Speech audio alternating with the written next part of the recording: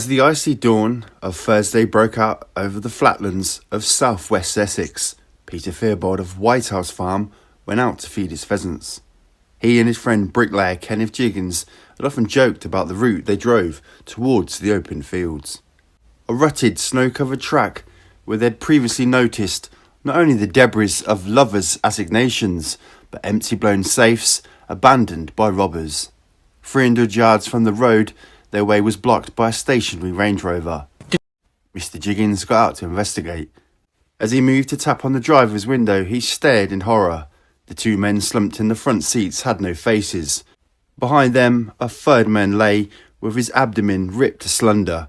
The car interior was thickly caked in congealed, freezing blood. Mr. Jiggins had stumbled on the aftermath of one of Britain's worst gangland killings, the product of deadly, long-running conflicts centred on the trade in youth culture's most popular drug, ecstasy. The two men in front, Craig Rolfe, 26, the driver of the Range Rover, and Tony Tucker, 38, sometime bodyguard to the boxer Nigel Benn, could only be identified by their fingerprints.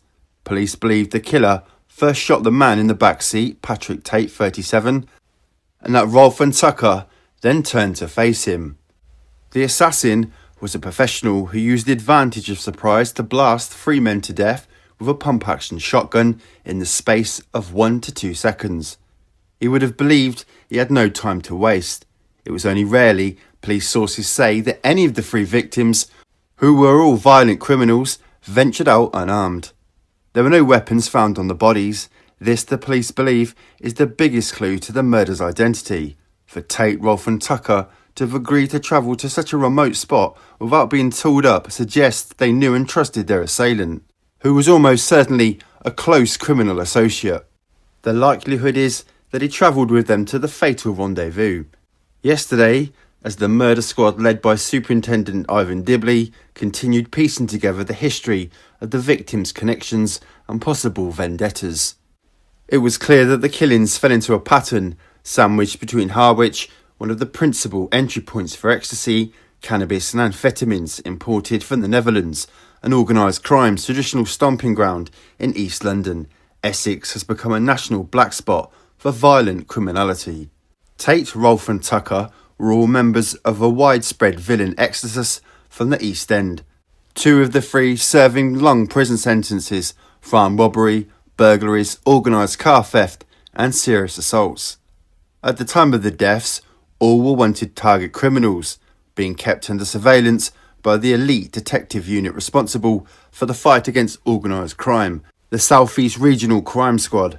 In the months before their deaths, the fear engendered by Rolfe and Tate had been graphically demonstrated. The police have a series of videos taken in and around the Highwoman public house in Basildon, which the gang used as a base for dealing in ecstasy and a range of other drugs. Some of the tapes depict Tate and Rolfe administrating savage beatings to customers and minor league dealers who have somehow displeased them. In others, they are shown slashing victims in their faces with knives, yet despite this evidence, the police have not been able to prosecute. Not one of the victims was prepared to make a formal statement to detectives, let alone agree to give evidence in court. Tate himself had been on the receiving end of earlier vicious attacks, and he too had refused to talk to the police.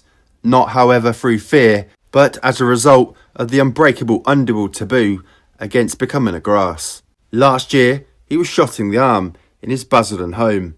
The incident led to his own appearance in court, charged with possessing an illegal firearm found beneath his hospital bed. He was released from jail only 5 weeks before his death.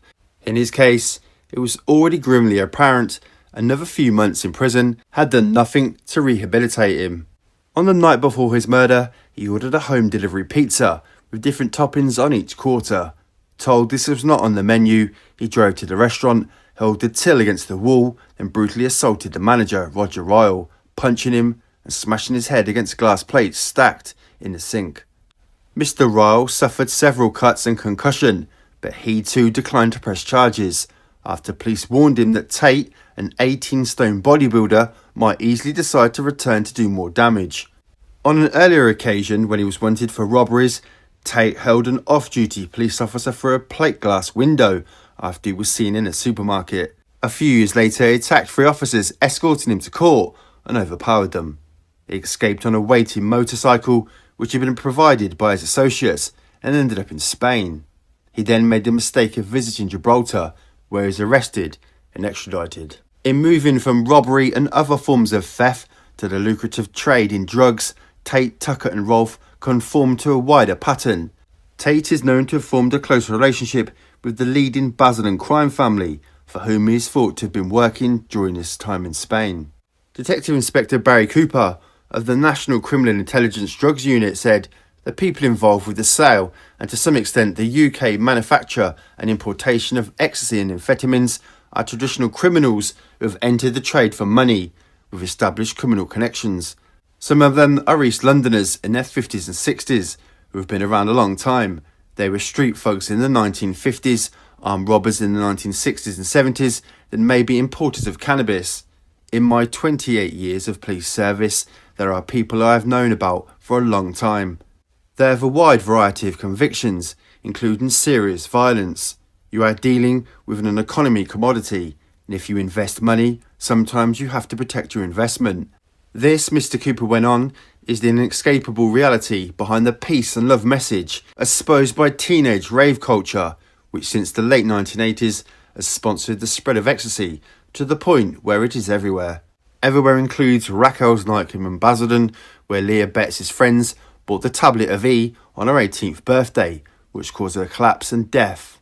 Whatever the youth's guilt or innocence, the police are certain that Tate's associates were the ultimate source.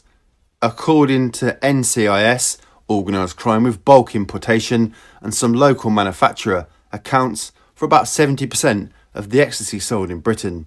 The rest is brought over on the Dover and Harwich ferries from laboratories in the Netherlands and Belgium by Little League ants. Picture the sight of a long line of ants marching up the branch to collect leaves from the nest, Mr. Cooper explained. The chain behind men such as Tate, Rolfe and Tucker extends to still more dangerous criminal organisations. Increasingly, the huge quantities of chemicals needed to make amphetamines or ecstasy are being supplied by the big lead pharmaceutical industries of Poland and the CIS. Inevitably, this end of the trade is being controlled by the Russian mafia. As costs rise and the police become more efficient in Belgium and the Netherlands, the East Europeans are turning to finished drug production. Only about 15% of UK speed and ecstasy is made locally. However, it is no coincidence that the biggest British factory busted to date was in Essex at Benfleet, a few miles from White House Farm. As ecstasy has spread across the country, its price has plummeted from £25 a dose 5 years ago to only £10, yet the profits remain immense for the group of criminals at the level of Tate and his gang, say NCIS, about £1 million a week. These profits brought Tucker a £250,000 bungalow and a string of luxury cars, and Tate a new Mercedes. Rolfe, the youngest of the three, owned an £80,000 house, bought without a mortgage. Few will mourn that this has become his deathbed. And, as the vendettas continues, detectives fear there will be more dead Essex men to come.